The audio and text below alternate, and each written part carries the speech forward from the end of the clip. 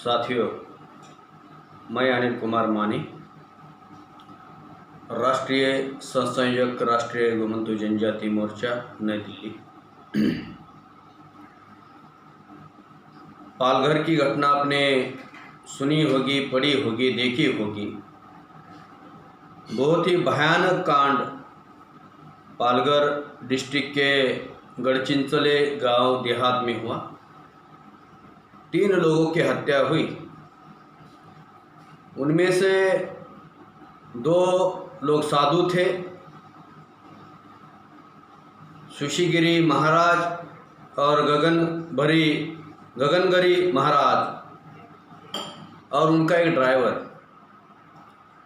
Actually ये जो महाराज थे वो घुमंतू जनजाति से बिलोंग करते थे।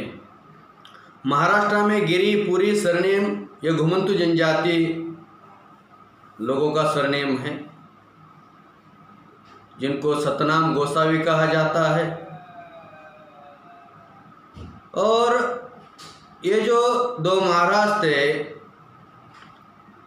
उनके रिलेटिव जहाँ सूरत में थे, उनका देहांत हुआ था और अंत्यविधि के लिए वो मुंबई से सूरत जा रहे थे। और पालघर डिस्ट्रिक्ट में जो गढ़चिंचले गांव है, देहात है, वहाँ पर उनकी गाड़ी रोकी जाती है। मॉब होकर उनकी पिटाई होती है। ऑर्गेनाइज होकर उनको मारा जाता है। ये ऐसा ही नहीं हुआ, ये प्लानबद्ध कार्यक्रम हुआ है। क्योंकि जो मॉब लिंचिंग करने वाले लोग थे वे 90.90% लोग आरएसएस से रिलेटेड है।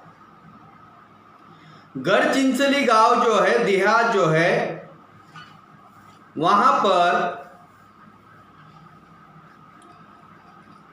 ग्राम पंचायत में जो सत्ता है वो बीजेपी की सत्ता है। बीजेपी का सरपंच है, यानी बीजेपी का प्रधान गढ़चिंचली गांव में है।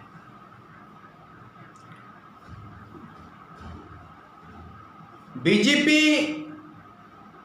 स्टेट में अपोजिशन में हो या रूलिंग में हो, अगर रूलिंग में होती है तब भी मॉब लिंचिंग करती है, अपोजिशन में होती है तब भी मॉब लिंचिंग करती है।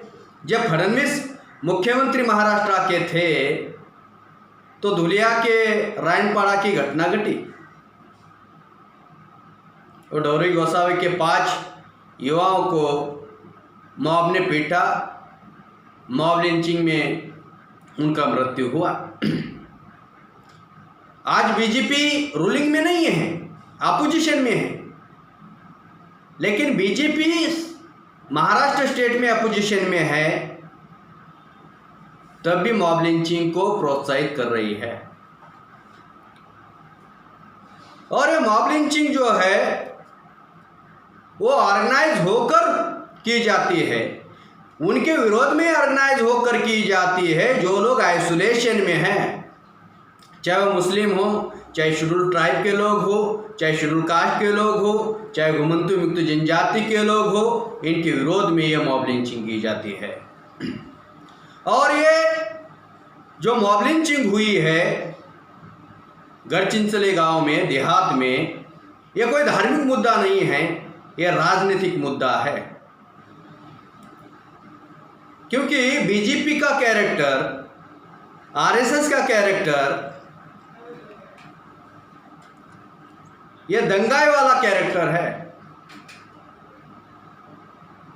ये खूनी वाला कैरेक्टर है, ये मॉब लिंचिंग वाला कैरेक्टर है।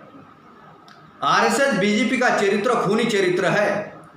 इसलिए ये मुद्दा जो है वो धार्मिक मुद्दा नहीं है, ये राजनीतिक मुद्दा है।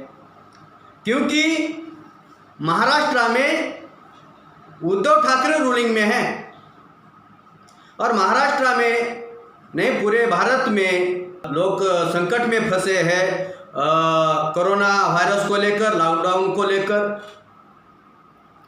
और महाराष्ट्र में भी लोग परेशानी में हैं। ऐसे संकट स्थिति में महाराष्ट्र गवर्नमेंट, उद्धव ठाकरे सरकार लोगों को संकट से बाहर निकालने में लगी है और बीजेपी जो है वो उस्काने का काम कर रही है, लोगों को उस्काती है और मॉब लिंचिंग के लिए प्रोत्साहित कर रही है। यहाँ का मीडिया, प्रिंट मीडिया, यहाँ का होकल मीडिया, यहाँ का इलेक्ट्रॉनिक मीडिया, ये सभी के सभी, यहाँ तक कि आरएसएस की आईटी सेल तक इस मॉब लिंचिंग को धार्मिक रंग देने की कोशिश कर रही है। तो साथियों, ये मामला धार्मिक नहीं है बल्कि राजनीतिक मामला है। और जिन लोगों ने मॉब लिंचिंग की है उन लोगों के विरोध में कड़ी कार्रवाई होनी चाहिए। इतना ही नहीं, उनको फांसी की शिक्षा होनी चाहिए, फांसी की सज़ा होनी चाहिए। और मैं महाराष्ट्र के उद्धव ठाकरे सरकार को अनुरोध करना चाहता हूं कि घुमंतु जनजाति के सिक्योरिटी के लिए आप विधानसभा में बिल पारित करिए कि घुमंतु जनजातियों को भी एट्रोसिटी कानून के तहत उनका संरक्षण होना चाहिए। इसलिए एट्रोसिटी एक्ट के तहत घुमंतु जनजाति के लिए एक कानून बनाया जाए। आप कानून बनाने के लिए पहल करोगे।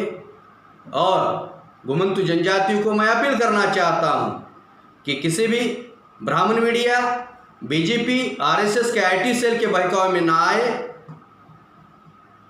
ये राजनीतिक मामला है और गांव देहात में बीजेपी आरएसएस को एक्सपोज करना चाहिए।